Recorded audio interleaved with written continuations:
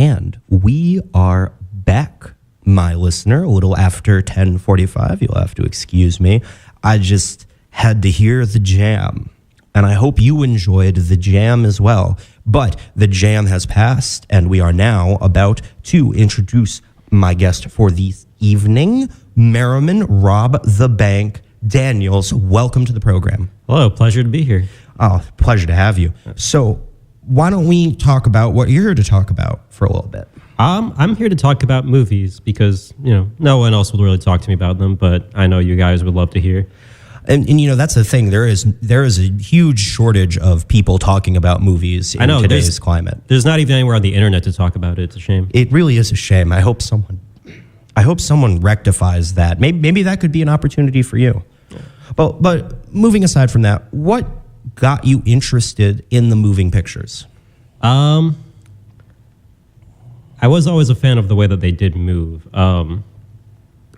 My dad would take me to the talkies. And for the benefit of the listener, what is a talkie exactly? It's a movie, but they just didn't want to call it that for some reason. They like to focus on the sound, but much like radio. I think it may have actually been radio, but I just always liked things that move, and I just wanted to make things move myself. It made me feel like God. And you feel like a cool person, right? Yeah. And God is cool. Yeah, Jesus is way cool, and that's what this show is actually about: questioning the limits and the expanses of what constitutes coolness in this modern media environment. But moving aside, so you just touched on that. And let's expand upon that. You yourself are, in fact, an individual who makes the moving pictures, the movies, correct? Yes. Some would call that video art, perhaps. Is that accurate? Yes, short films, videos. Fantastic. So we're going to get into this a lot more later, but let's touch on it a little bit now. The real crux of this evening is we are trying to determine definitively, once and for all, because this show is an authority on what is and what is not art. And my question to you is, do you think movies are art? Yes, everything is art. Certain things is more just you focus on, as you think about why it is there, and then that makes it more of an art itself. So what on the scale of art to not art, what are we going to put on the art side of the movie spectrum? Are you saying all movies are art? Because I'm not sure about that. I'm not actually sure if any movies are art, but I want to keep an open mind in this discussion. Where do you draw the line? Where do we draw the line? I was actually going to say, where did you draw the line? Because you were the one that suggested that. Where do I draw the line? Personally, before this conversation ever happened, I would draw the line at before movies, way before movies, where art is. That is true. Movies were not art at that point. That's fair. And that's how I'm coming into this. But I want to have my mind exploded, expanded, galaxy brain. I need that. And so I'm asking you, where do you draw the line? As the supposed film buff, I don't mean that in an insulting manner. I mean that as the, Well, I always did think of them at all as art, but I guess some of it really isn't if you are pretentious enough. But I guess it is better to be that way. I'd probably say as soon as they started bringing in color, it definitely is not that point. Same with the sound, but definitely when they started having music video tie-ins to the movies. So films such as Wild Wild West or Shark Tale, those are art. Yes. That's an excellent clarification. But what about like a Fred Astaire movie wherein you could argue that it is a music video within the film? Is that art? He does dance to the music, so I'd say yes. Fantastic. Well, this and much more hard-hitting commentary and discussion and or discourse on film coming at the top of the hour. We will also be taking your calls at that point. But first, allow me to play the government-mandated drone. And also allow me to remind you that you are listening to Are We Cool Yet? Broadcast live out of the A Sydney Cats studio, WIIT 88.9 FM, Chicago. And now, the drone.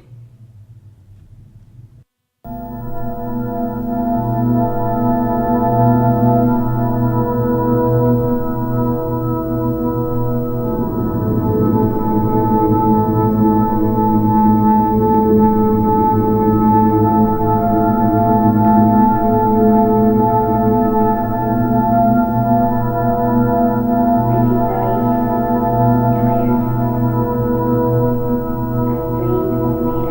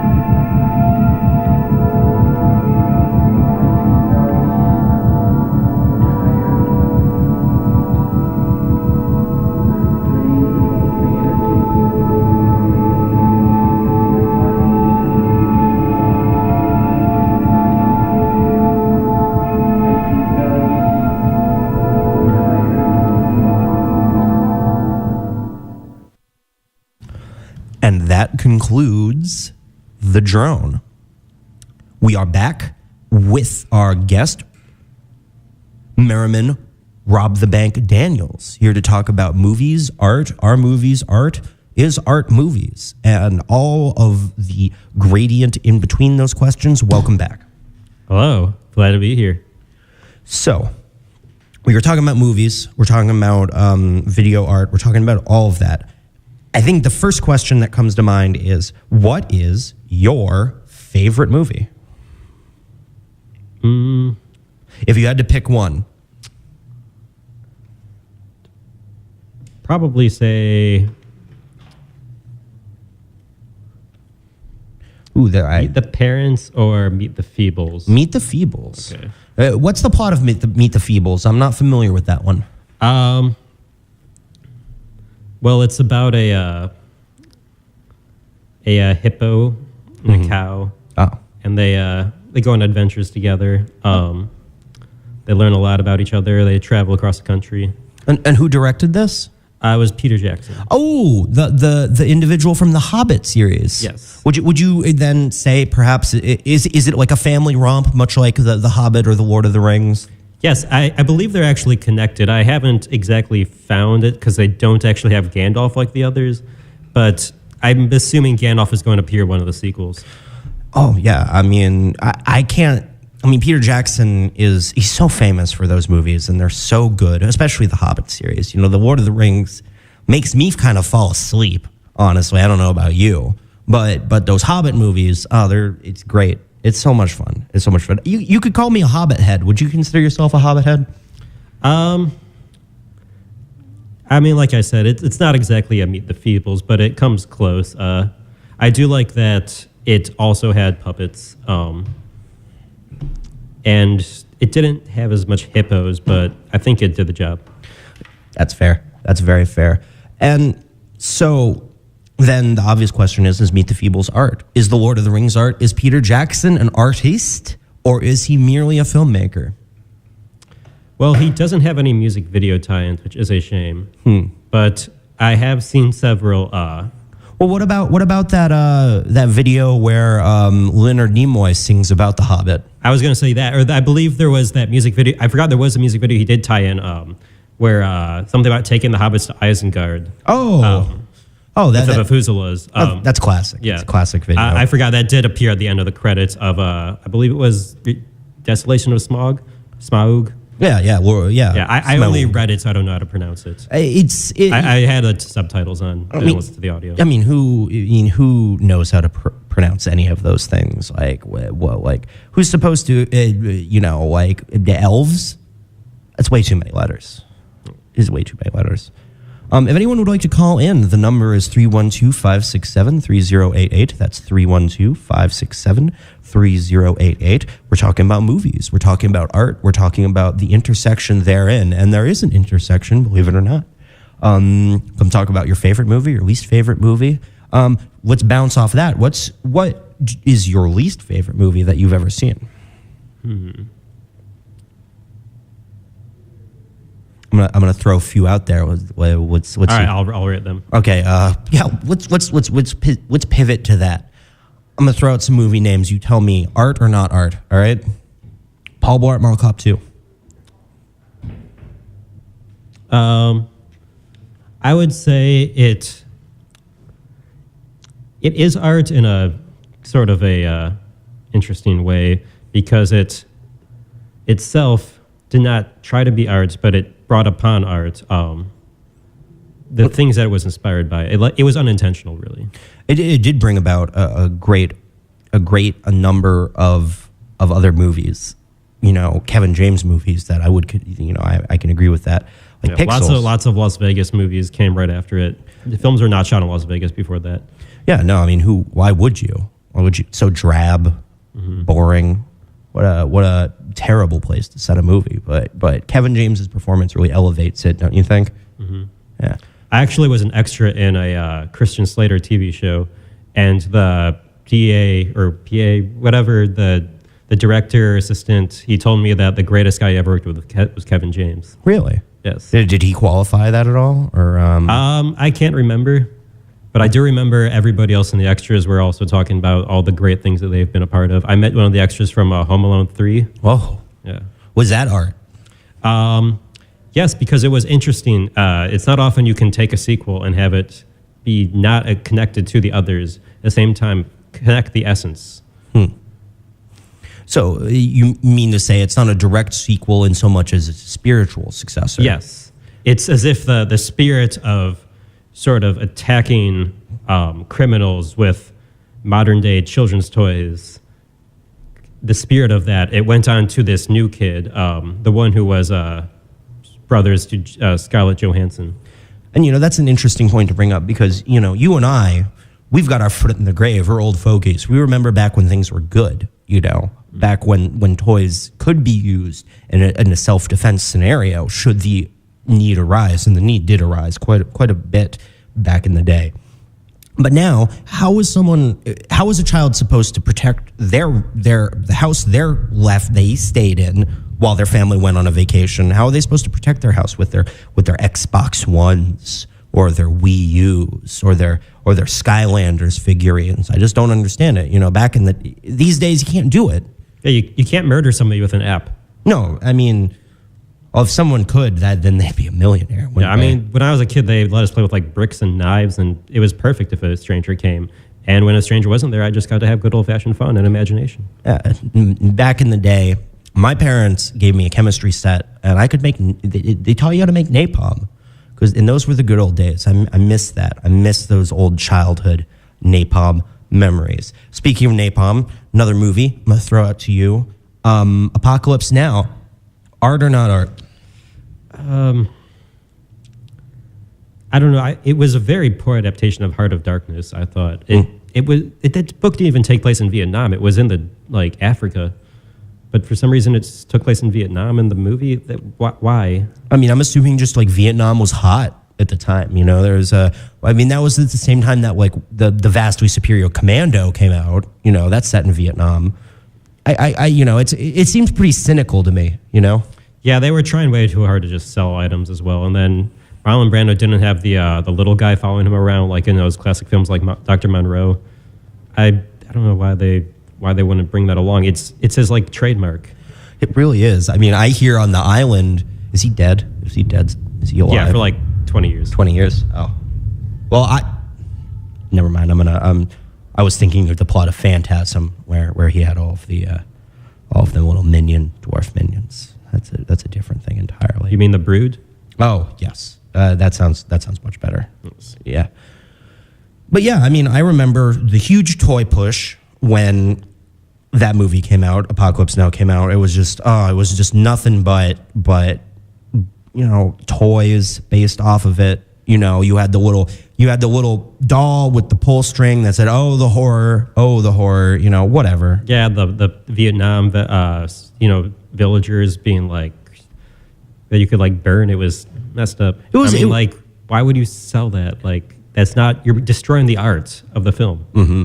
And I think it did diminish that. But okay, next movie, Star Wars. Let's talk about Star Wars. People love Star Wars. I will say now. I did like that Jane Fonda action figure that you could have in the North Vietnamese firefighter. That's what you call those things that fly in the air and shoot things, right? Oh yeah, that sounds about right. Firefighter. Yeah, that's. Come to think of it, I think I had one of those toys myself back in the day. Hey, we got a caller. Hello, caller. What's your name? Where are you calling from? My name is Taylor. I'm calling from Chicago, Illinois. I have a question regarding puppets. Yes, actually, I believe our guest is an expert in puppets. Yes, they're wonderful. They're nature's cartoons. Well, the extent of the question is simply, what are your top 5 films starring puppets? Yeah, that's a great question. I turn it over to you, Rob. Definitely the movie Marquis, the story of Marquis de Sade, but if he was a dog with a talking penis puppet, by Roland It's logical. I mean, that is art. I mean, Marquis de Sade, that was a true artist. Unlike a lot of hacks I could name. I'm not going to name them right now because I'm not legally allowed to. But okay, that was number 1. What else we got? If I may interject, no Jim Henson. We're gonna level this up. No Jim Henson. Well, that was the person I didn't want to name. I'm glad you named it, but yes. Well, true hack. I'm not legally bound like you. No, you're not. And I heard he didn't even make those puppets. I heard he. I can't. My legal department is breathing down my neck right now. I can't say half the things I want to say about that hack fraud. But what's your next one, Rob? What do you got? Excuse me, Merriman robbed the bank. Daniels, what do you have? I can only respond to that. What's that film? Puppet Master series. Most people didn't realize those actually were puppets being used. Incredible, really. I that throws me off because I always thought that was those were actors in little costumes. Yeah, lots of people think that. Lots of people thought they were children too, but no, they were actually. There is actually. I thought it was Warwick Davis. It could have been. Oh, but okay. I don't think it was. Yeah, that doesn't sound right. Do you have the back of the DVD that we can look at? Yeah. Do you, caller? Do you happen to have the back of the DVD to look at right now? Only have the front of the DVD. I'm so sorry. What about the Laserdisc? No, not on hand. How about the capacitive disc version? Not sure what that is. Perhaps an 8mm release. I might have that rolling around here somewhere. If you could check, they get back to us. That would be great. Certainly. But okay, we got Puppet Master. We need three more movies with puppets, and we're not mentioning any of those hack fraud movies from He Who Shall Not Be Named. And no, that's not a Harry Potter reference to anyone, to the listener who might be reading Harry Potter and they shouldn't be reading Harry Potter. It's not good, but that's another discussion entirely. We will talk about Harry Potter later in the program. And I do not have the 8mm. Oh. What about 16? Continue. The 16mm? Shit, I'll be back. Okay. Fantastic. Check all under mattresses and stuff. You never know where it could be. That's where I keep my 16mm films and my 8mm films and my reel. That's where I keep my 8.5. 8.5? Yes. See, I'm clever like that. So you keep your copy of the movie 8.5? Yes, on 8mm. Oh. That is actually another puppet film. So you call it stars Senor Wences, the famous Spanish puppeteer who would draw the face on his hand and then move it up and down like they were lips. Really? That's where that originated? Yeah, in the movie 8.5. That's incredible. Yeah. That's incredible. And that's why we have a buff like you on. All right, that's number 3. We got 2 more. We got the top 2. And the caller cannot leave until the question has been thoroughly answered. I hope that's apparent to the caller and everyone listening. To the one listener. There is only the one listener. I actually am the listener. Oh, fantastic. So. Fantastic. It's so nice to meet you finally. Thanks. To meet you over the phone. It's been a while. It really has. So with number 2, we got 2 more. 2 more. I see them, the mind muscles flexing because you are, in fact... I wish I could see that. The movie buff. That's the Throbbing Brain. That's the problem with... That's actually a really great band, by the way, Throbbing Brain. Yeah, Throbbing Brain. I love it. Proto-industrial, good stuff. Early noise stuff. Yeah. Mm-hmm. It's fantastic. I always liked psychic movies. It's a good one. That's a good one. I was a fan of that. It's so hard because my mind is so clouded by that crap Jim Henson did. It's hard. It's hard to separate the... He clogs it up, yeah. It really muddles the whole thing, makes it practically impossible to separate the good stuff from the absolute... And I'm sorry to say this on the radio, and if the FCC is listening, I hope you understand that this is a legitimate critique. I'm so tired of that horse shit Jim Henson horse shit. I'm tired of it. I want it out of here, all right? Do it one more time, and I'll just beep over it, okay? Yeah. Listen, Muppets, more like fuck it. Oh. Yeah. I'm glad Disney killed him so that way they could get the rights to his property. Disney's killed a lot of really bad people. Mm-hmm. When are they going to kill George Lucas? Yeah, I guess he just died inside. That's what you don't know, is once they bought his properties, he died. They've been moving around his corpse Weekend at Bernie's style for years now. Is this like a John Lennon kind of scenario where the... Yes. Oh my yes. God. We're unraveling The walrus stuff. is what's his name again? Lucas. Oh, yeah. That is apt. That is very apt. So who's the carpenter? What Who would the carpenter be? would the carpenter be? Walt Disney? I don't know. That's true, yeah. Yeah. He is kind of a carpenter, like he built things. How about Jesus? Walt Disney, you mean? So two more. Come on. We need two more. Say the Jeff Dunham Christmas special. Oh my God! What an amazing puppeteer. Now, Innovator. Jim Henson, put that in the garbage. Jeff Dunham, we worship that. All right. Jim Henson had a serious lack of just racist puppets. Yeah. The thing And about that's what the people want. yeah, I know personally, I want more Ahmed the dead terrorist jokes. That's my favorite thing in the world. Or Pepe the jalapeno. That's just classic. That's classic stuff right there. That purple monkey with the white fur. Oh my God, I fall apart in laughter. I'm in stitches. Which one was he? Was he a gay stereotype? No, It's hard to say because once again, I don't have the sound on when I listen to these, so I assume that the gay part Right. is in the accent. In the yeah.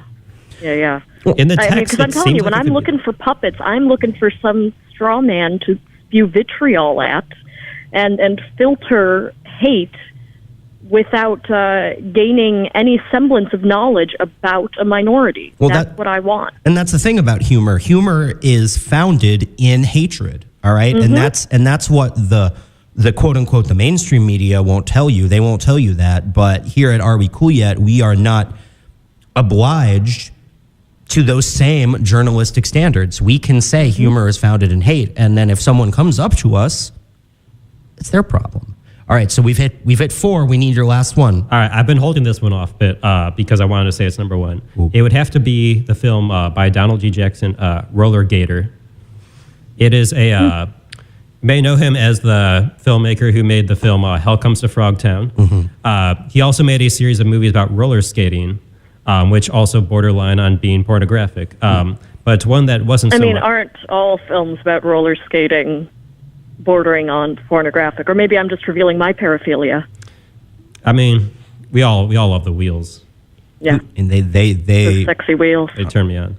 I mean, I hear that the basis for high heels were actually roller skates at one point. That only makes sense. Wheelie Heelies. Heelys. Well, I don't know. Heelys do turn me on, but they make me feel like a pedophile for turning me on because The Heelys are for people of all ages. I think you can let that go. You think I can let that go? Heelys are for everyone. That's fantastic. Yeah, Well, Roller Gator was a classic film. It's actually not pornographic. It's his child movie or for children movie, where it's a purple gator that roller skates and he befriends this teenage girl and they go on some nice innocent adventures, learn about each other. That's fantastic. That's fantastic. I learned a bit about myself. I'm gonna have to put that on the short list to watch. Well, thank you very much, Taylor, for your call. I hope that was sufficient. Yeah, thanks for I'm the insight. satisfied. Yeah. Fantastic. Thank Best of you. luck. Thank you. All right. Well, we just got off that call, but I think it's time to announce the number again in case there is anyone else who, for whatever reason, feels the need to ask our film buff, video artist, and renowned talking head, Merriman Rob the Bank Daniels. And the number is 312-567-3088. That's 312-567-3088. All right, we touched on a lot of stuff now, but there's one major film franchise that a lot of people are really into these days, and we've had a lot of them, and we were talking about Disney, so I think it's time to touch on what might be the only movie franchise that has ever mattered and will ever matter, Star Wars. Art or not art?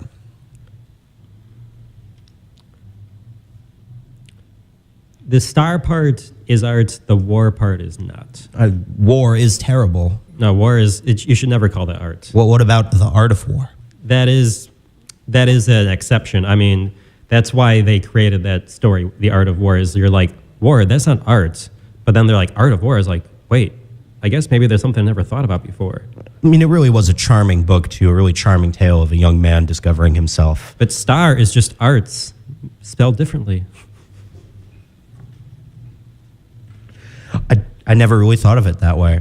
Have you seen The Last Jedi? Yes. What do you think of it? I enjoyed the milk. Well put. Moving on. So, we've been talking about a lot of different movies that have not been made by you. I think it's time to talk about the movies that have been made by you. So, why don't you, pick a project and describe it to us? Where do you, actually, no, let's take a step back from that. Where do you draw your deep breath of inspiration from when you are making your films?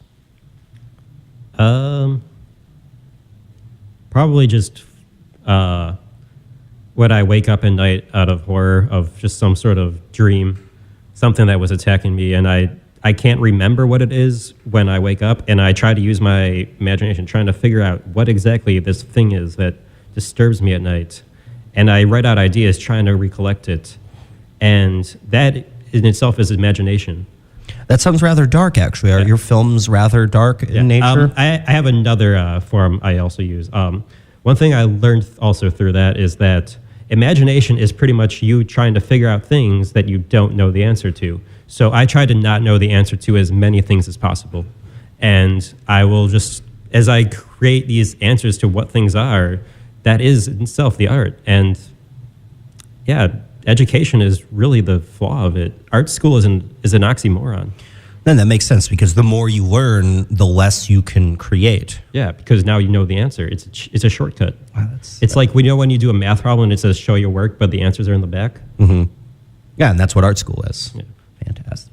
So we have discussed that. Talk about some of these short films you made. Are they do they have a narrative? Are they perhaps more abstract? I guess more abstract. Mm-hmm. And so give me a description of one of them, whatever the first one that comes to mind. It doesn't necessarily have to be the most recent or your best. Just hit me with it. The most recent successful one I did was it's pretty much a lecture about how great it's going to be when mankind dies off, and pretty much how we will evolve to whatever surroundings we have, because we constantly enjoy destroying our environments, how that destruction will help us evolve into some great things, especially our obsession with colonizing other planets. Mm-hmm. How does that actually look? I know that it's difficult to describe visuals through the medium of radio, but if you could humor me just for a moment and try and do that. Well, I try to include hair. I try to include skin of different kinds. I've tried to avoid hands as much as possible. Hands kind of suck. Wheels. I've had some wheels in there. That sounds groundbreaking, actually. Most films don't have wheels. They have reels, but not wheels. And most films have a lot of hands. Yeah. And I'm glad you brought it up because I find the Senior Wentz's film, nothing but hands. I find the hands quite distracting myself, so I'm glad you brought that up. It really is frustrating. Yeah. How hard would it be to have a film where you don't see any hands? You've made one. It can't be that hard. Yeah, you just always kind of hide them behind something. Mm-hmm. It's pretty nice once you get a hang of it. It seems really hard at first, but it's like, you know that movie Clifford where they just had to constantly make Martin Short look a lot smaller? Mm-hmm. You just do that with your hands. You pretend that your hands are an adult Martin Short, and the rest of your body is Martin Short's childhood. So you just try to do a trick of perspective where the hands are far in the background, so they're quite tiny. Yes, you know where I learned that from? Where? The Hobbit. Incredible. Absolutely incredible. He teaches us so much. It really does, Peter Jackson. And actually, that's, how can I say, this is why I love puppets. When you have your hand in a puppet, you can't see your hand. You have only the puppet, and the hand is gone.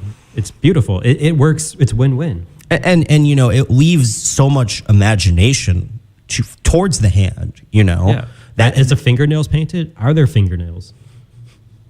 Does it have skin? Yeah. How many joints do those fingers have? Yeah, are the fingers webbed? There's just so many.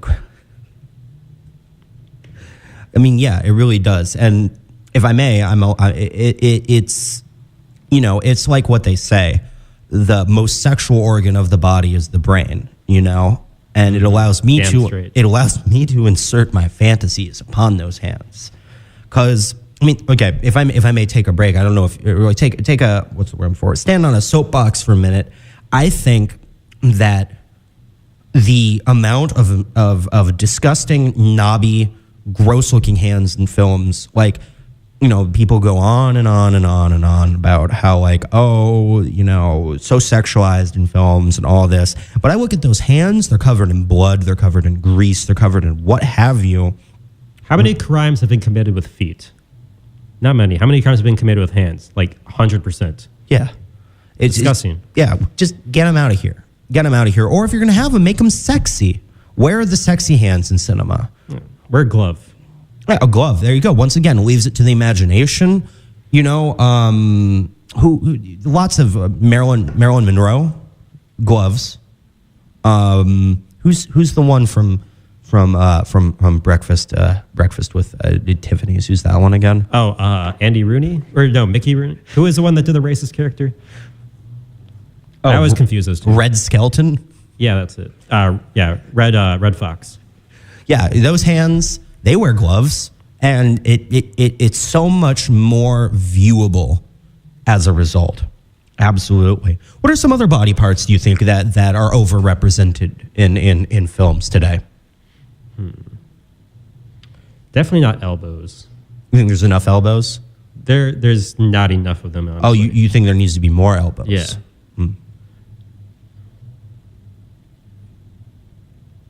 Teeth also, there needs to be more of those. More teeth? Yeah. When you say that, do you mean more like smiles or more close-ups? More, I guess I'm saying molars, if anything. The front teeth always get the attention because they're in front, but you kind of got to forget about the back sometime, and those are the interesting ones. They have those weird corners. They chew up the vegetables. Mm-hmm. The others, they just bite. They don't just crunch and destroy and allow you to liquefy it in your mouth. What about wisdom teeth? How do you feel about the representation of wisdom teeth in the modern Hollywood environment? I haven't seen a single wisdom tooth. I think I heard that most of those actors have been getting their wisdom teeth removed. What? Yeah, apparently that's more attractive out there. Is that like some sort of, that's one of those just like those weird, one of those weird California things, right? Yeah. Who does that? They're so wacky out there. What is California in general? What is California? Get it out of here. Get it out of here. Hollywood, Holly weird. Am I right? Oh, yeah. I Holly won't go there. Oh, that's that. You see, that's the level of you see, that's, and I respect you so much for this. That's the first joke we've made this evening, and you're 30 minutes into the program. You know, like we discussed the issues here on this program. I will give credit to Hollywood for at least having lots of Jack Sparrow impersonators. Oh, well, I mean, there needs to be more of those, obviously. Like, that is where the real art is. Out there in front of man's Chinese theater. Just the way that they can impersonate Johnny Depp like that. It's incredible. My favorite is Ronnie Rodriguez. I think he is a top-notch impersonator. You've probably seen him in Nathan For You, Tim and Eric. What did he do? He's he was the president. Oh. Yeah. He was the famous president who's an actor who became a president. He starred next to the chimpanzee, Bedtime for Bonzo. Oh, I have heard of that guy. Yeah. He's pretty uneventful. Yeah, I heard his wife was like the blowjob queen or something. I've never heard that, but I definitely believe it. On that note, if anyone wants to call in, the number is 312-567-3088. The number, once again, 312-567-3088. We're talking about movies. We're talking about the president. Not this president, some presidents. We're talking about, all sorts of things. All sorts of very interesting things. Well, with 30 minutes, we're officially halfway through the hour.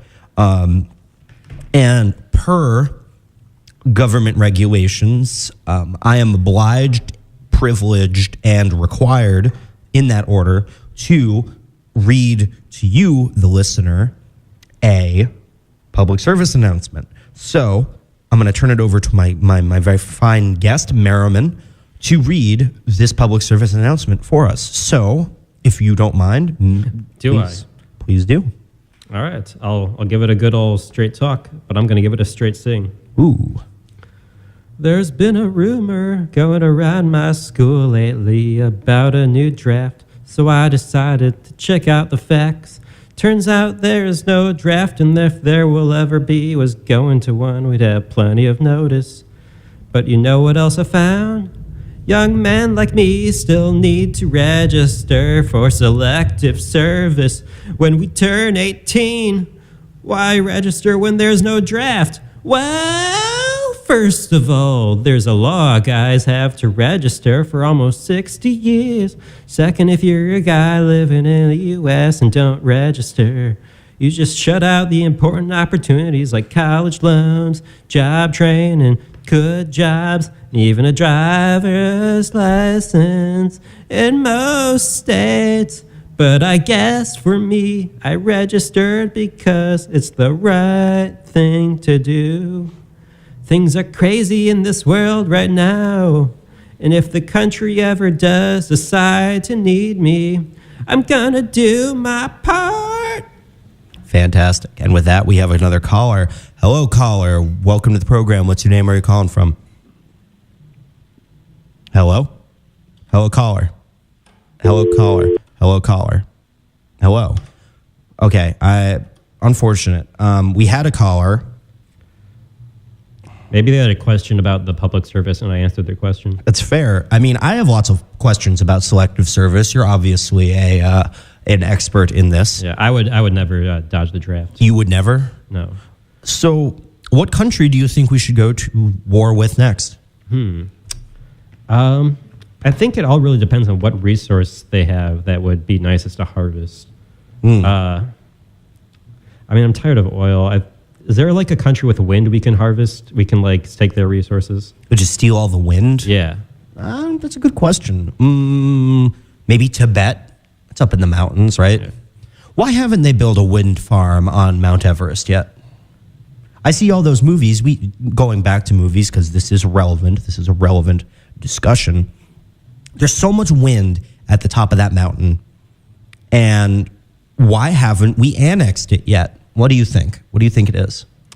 I think Saudi Arabia is just telling us not to, and because we're kind of in their pockets, they're just like, no, that's ours. We're going to be in control of this. You think the Saudis have an interest in keeping all the wind? Yeah, and then we get the wind through them, and they like to have the control. Do you think they have a genie?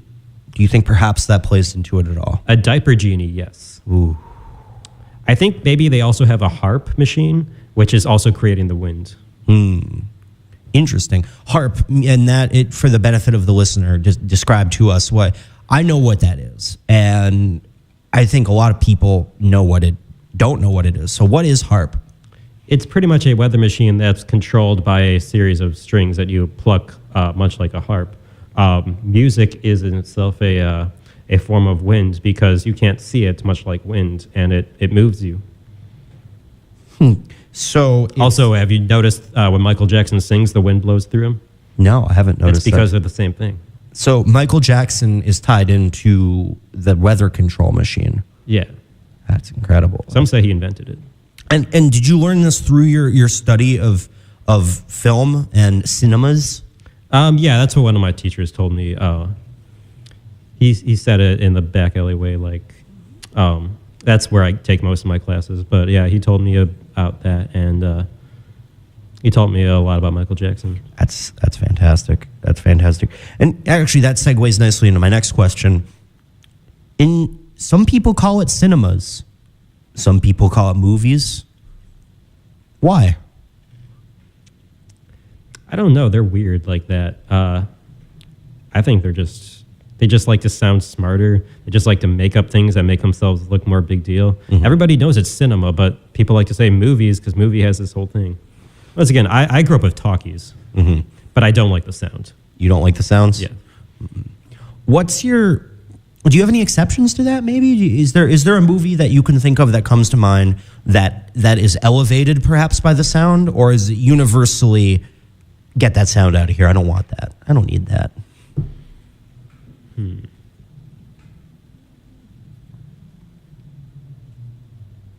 I personally find that some movies really do benefit from having a little bit of sound to them. Not all of them, not most of them, but some do, such as, I bring this up again, one of my favorite movies, Pixels, for example. The sound design in that is so incredible. And my favorite part of Adam Sandler is his voice, is that voice and the screaming. The humor just doesn't translate if they can't scream. You know what I'm saying? That is true. If you read just the script of it, it doesn't make out that well. But when you hear the of it, it's just amazing. Like, yeah. It takes it to a whole new level. We got another caller. Hello, caller. What's your name? Where are you calling from? Hey, it's Brendan from Bridgeport. Hello, Brendan from. Where's Bridgeport exactly? Is that a suburb or? It's way out west. It's basically in Missouri. Oh, cool. Oh, I love Missouri. So what's your question for the caller tonight? Yeah, I have a question for the guest. For the guest, excuse me. So you prefer movies without sound? How do you feel about radio without sound? That's my favorite kind of radio. I think radio really should be a visual medium, honestly. You know, it's funny you bring this up, actually, caller. If and I'm sorry to my guest for a second, if I may, just talk about for a minute. We here at Are We Cool Yet Laboratories, we've been experimenting actually with other ways to distribute the content that comes from this, and we are actually experimenting with a silent podcast. All right. Oh. Yeah, it's going to be really good. So the way to do it is we're going to be releasing these audio files, and they're .mp3s. But what you want to do is you want to upload those to Notepad. Actually, if you take that MP3, you upload it to Notepad.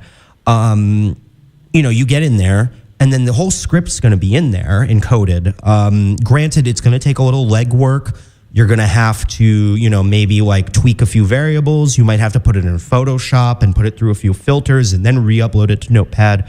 But the idea is it allows those who perhaps can't listen or don't want to listen to participate in the Are We Cool Yet experience. Now tell me, caller, does this sound like the thing for you? Yeah, I'd pay you for that. I'd give you money. That's fantastic, because we're going to start a Patreon soon, and we're going to be taking that money and we're going to be putting it towards putting out these files that you can do all that too, and it's going to be really good. How much do you think you would be willing to contribute to that? At least I'd do $10. Yeah, the lowest level is actually going to be $10. How about you, Rob? How much would you participate in this program? I would subscribe to Blue Apron just for that. Oh, fantastic! Even get a Casper mattress. Incredible. Well, thank you very much for the call. Thank you very much for the call. Wait, actually, while we have you here, what's your favorite movie? And our guest will tell you if it's art or not. Oh, okay. One of my favorite movies recently is still Bad Lieutenant 2, Port Call of New Orleans. Is that art or not? Was that the Herzog one? That was the notorious hack fraud Werner Herzog. What a bunch of popcorn movies. Yeah, points, because he's German. That's technically a foreign film, and everybody knows that real films come from Hollywood. I know I bashed on that before, but life is about hypocrisy, really. It did have Nicolas Cage in it, so I will give that credit. Also, you can't go wrong with New Orleans. The great film Live and Let Die was shot there. Scale of 1 to 5 from not art to art. I will give it Jaws' Teeth. Jaws' Teeth? From Live and Let Die. Oh, fantastic. Which I don't think he was in. Well, fantastic. Thank you very much for the call. Yeah. All right, fantastic. Wow, what an excellent idea. Silent radio. It's very John Cage-like. Who? The experimental filmmaker, music maker. He did a track called 4 minutes 33 seconds, where it's just 4 minutes 33 seconds of silence. We're not really interested in that artsy fartsy experimental music stuff on this show. It's boring. It's so boring. All these people once again, if I may get on a soapbox for a second, all these people playing all this weird music no one wants to listen to on the radio. Like, why are you doing that? You know, radio is meant for the masses. And if you're not going to be playing stuff that people want to hear, what's the point? What's the point? I don't know. I'm sorry. I'm done with that. I'm done with that. But that does segue nicely, and segue is... My feelings are hurt a bit, but... Segue, I like saying segue. We're going to segue into... We've discussed movies that aren't art, movies that are art. Is there such a thing as too much art?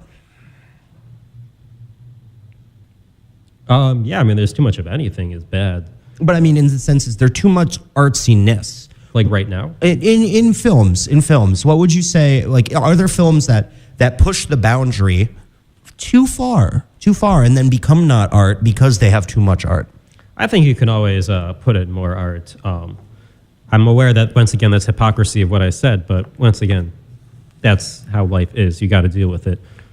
So, for the budget conscious listener, you know, the listener who might not have a lot of money to go out and rent all these movies to get their art fix, what movie do you think has the most art per minute? The best bang for your buck if you need to get that art fix? What would you say? Probably The Pest with John Leguizamo. Tell us a little bit about that.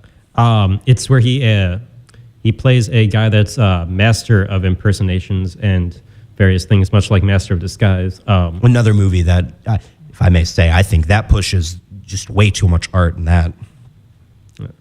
It's really amazing what you can do with impersonations, especially someone as Turtle, was it? Mm-hmm. Yeah, Turtle's like, wow. I found myself reflecting on that scene for months after I saw that film, and I still reflect on it sometime. The way the Turtle Club, am I not turtly enough for the Turtle Club? It really makes you think. Or Hot to Trot also has a lot of really good art in it. Mm-hmm. The amazing things that talking horse can do is phenomenal. Yeah, actually, that's a good point. Do you think there are enough talking animal movies, or do you think there needs to be more? Oh, as long as we have peanut butter to put on the roof of their mouths, we need to keep doing it. Mm-hmm. What would you say is your what's an animal you would like to see talking in a film? And I'll answer this first, and then you can answer it. Okay. Well, back and forth. I think we need to see more deep sea sponges talking. And then I know some bozo out there, some bozo listener, I'm sorry, listener, I don't mean to call you a bozo, but you might be a bozo if you're thinking, oh, what about SpongeBob SquarePants? That's about a sponge. No, that's not a deep sea sponge. That's clearly a shallow water sponge. Deep sea sponges do not take that form. And there's that episode where they go deep sea. It's not right. It's not the same. You need deep sea sponges. All right, that's what I think we need to see a movie with a talking animal of. What about you? While we're already talking about the sea, I'd probably say the barnacle. Really? Yeah, I'd like to see a bunch of barnacles talking about what it's like to be on the back of a whale. Mm-hmm. What adventures they can go on. Like an hour and a half to two. No, not take the back. Like 2.5 hours of just a close up on a barnacle. Or would you imagine this as like the barnacle's first person view? I mean, I'd say have all sorts of shots. Have wide angle shots. Have a person over the shoulder or over the barnacle's shoulders, I guess. Whoa, that's a lot of shots, though. Yeah, that's like 5 already. Don't you think that's a little much, or do you generally use that many shots, like 5 or more shots? I use as many shots as possible. Oh my god! Wow, and you got to push it to the limit. And you don't think that's distracting for the viewer? I want the viewer to be distracted. I want them to be overwhelmed. I want them to not know what they're dealing with. But then it takes a while. Like it's just thrown in their face. I can respect that. I don't necessarily agree with that because we here at Are We Cool Yet we cherish ourselves on being a very easy to follow, easy to access program. But I can respect you as an artiste for doing that. And may I ask, do you prefer artist or cinematographer, smegmographer? What's the preferred nomenclature for someone in your position? I'd prefer Smackberg. Fantastic. Yeah. If there was another animal, actually, I would say the rooster. The rooster? I believe so because, once again, I'm throwing people out of their thing. It's because I'm waking them up, much like the rooster. So the number to call in is 312-567-3088, 312-567-3088. We probably have enough time for another call or two, depending on how short the call is. It's available. Lines are open. It's incredible. It really is incredible.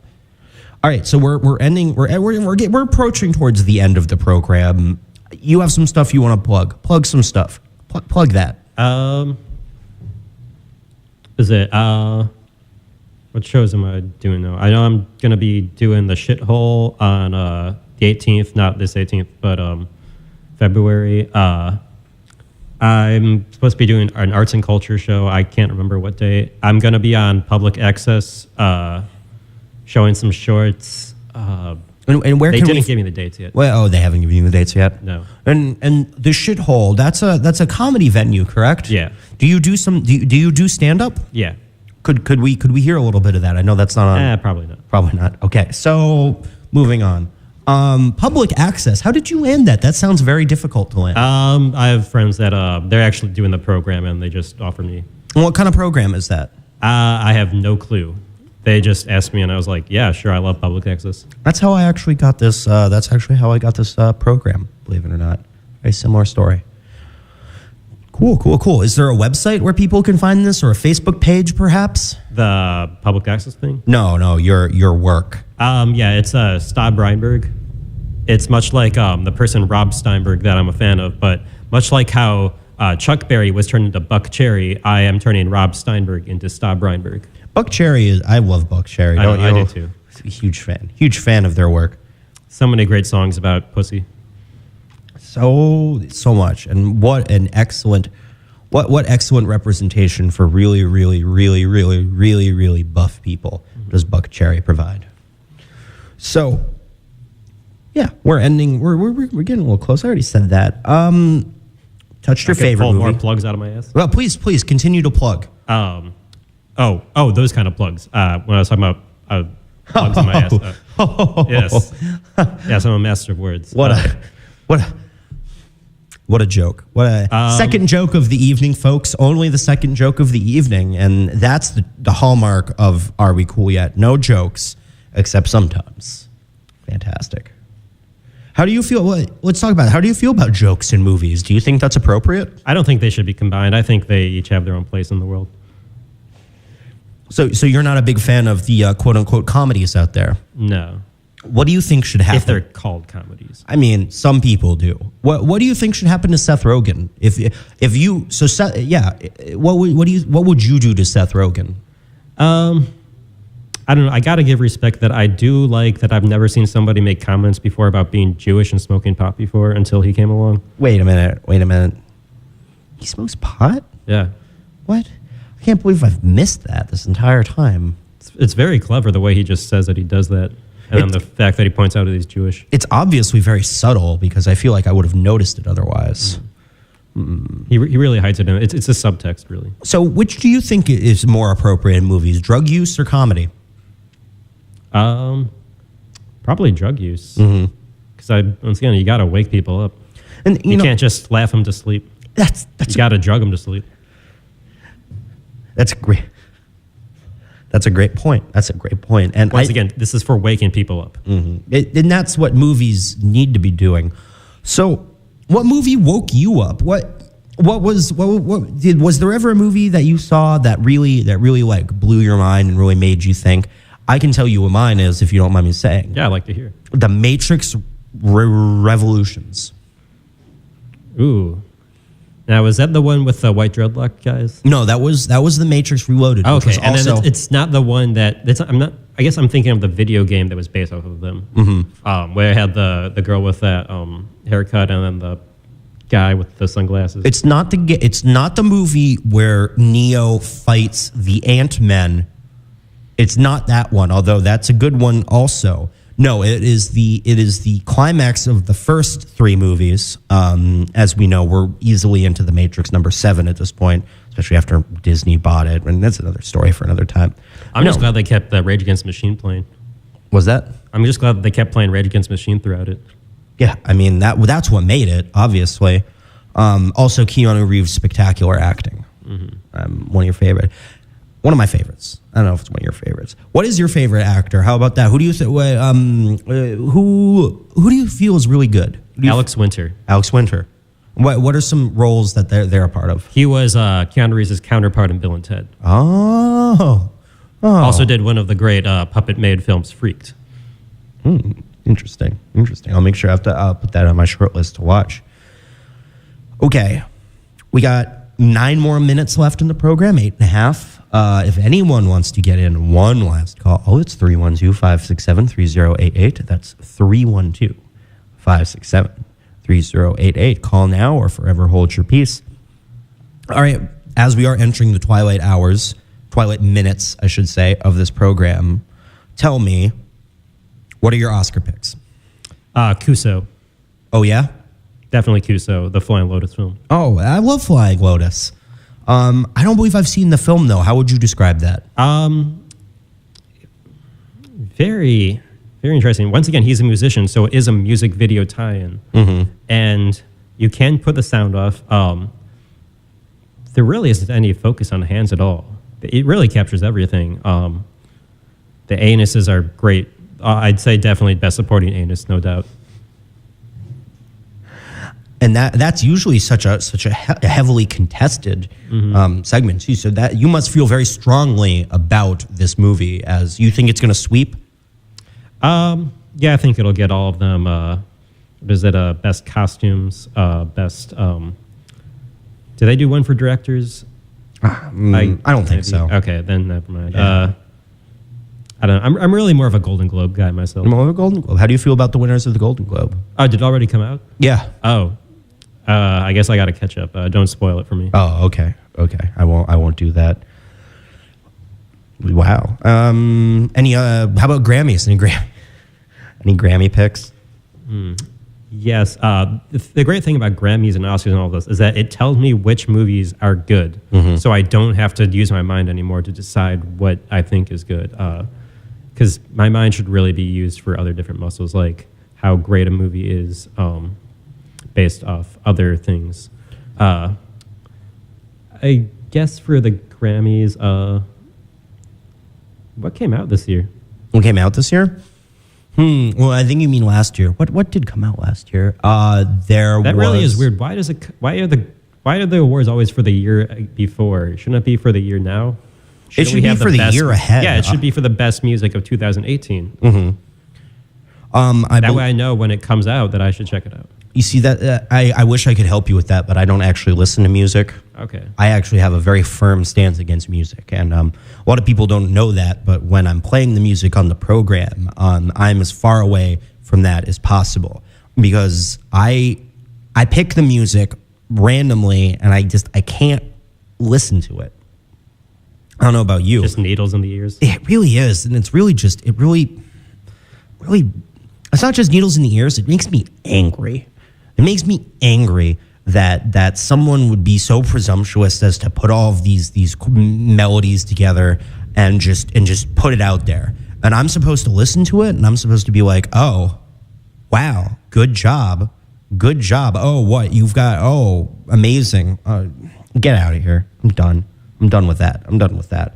How do you feel about music? Do you hate it or do you really hate it? Well, once again, I'm a big fan of music videos for movies. So I do like it as long as it's attached to movies. If it's not, then it's like, what's the point? You're trying to promote something, right? If you're not promoting the movie, then what are you promoting? That's a great question. It's like you get a toy McDonald's. It better be promoting some movie. It better be promoting Apocalypse Now, or else why am I getting it? And they did put quite a few out of Apocalypse Now toys in the Happy Meals back in the day. Back when we were young. Yeah. Not these young millennial types these days. They probably don't remember. They probably don't even remember McDonald's, you know. They don't sell avocado toast at McDonald's. They should. Oh, that would be so good. Oh, my God, that would be so great. I would love nothing more than for avocados to come from McDonald's. God bless. God, that would be incredible. Oh, I'm sorry. I promised some loved ones I stopped talking about God. You'll have to pardon me. All right, we are in the last couple of minutes from the program. Do you have anything you want to say? Any final wisdom you want to impart in these last couple of minutes? Well, I already said Baba Booey, so you probably know that. Yeah, I don't believe in knowing things. Once again, I only believe in imagining things, knowing stuff. So your advice would be to never learn anything and keep an open mind. Yes. Fantastic. And what's the name of that website again, where the listener can find your work, do some research, see about these movies without hands and with skin and wheels and what have you? Staub Breinberg. Staub Breinberg. Yes. Rob Steinberg, but Buck Cherry style. Wow, fantastic. Well, with that, I think we're gonna clear out the program. We're gonna end now. We got a little bit. In the film business, this is when the credits show up. Ooh, nice. And it is a business, right? Yeah. It's not just art. It's mostly not art. It's mostly business, right? Business is art. That's truer words. You see those cliched artists where they're always like, oh, anti-business, business is bad. You wear a suit and a tie, and it's like you're all anti this. And like, no, they're together. You got to have the yin and the yang. And so would that be another piece of advice you'd leave with the listener? Just, always business is art. Yes. Fantastic. Well, all right. Thank you very much for coming to the program. I really appreciate you taking time out of your busy filming schedule to come in and talk films and talk art with us on the program today. Of course. All right. Fantastic. And with that just about ends our transmission for this evening. Promotional considerations have been brought to you by Mademoiselle Benoit's Gourmet French-style ooze, when store brand isn't good enough and tickets to Paris are too much. And the Nodes, reminding you to kindly not hassle the Nodes. And of course, you, the listener. Make sure to join us next week, Wednesday, the 24th, for another transmission of your most beloved program, Are We Cool Yet? Broadcast live out of the A. Sydney Cat Studio, WIIT 88.9 FM Chicago, and also tunein.com. Make sure to find us on Facebook at facebook.com/pages/Are We Cool Yet FM. Make sure to give us a like. And if you're interested, make sure to give us a little contact, and we can provide a recording of the show upon request. And with that out of the way, I'd like to wish you, the listener, a good night. And I'd like to wish you, IIT, a good night. And finally, I'd like to say, I'll see you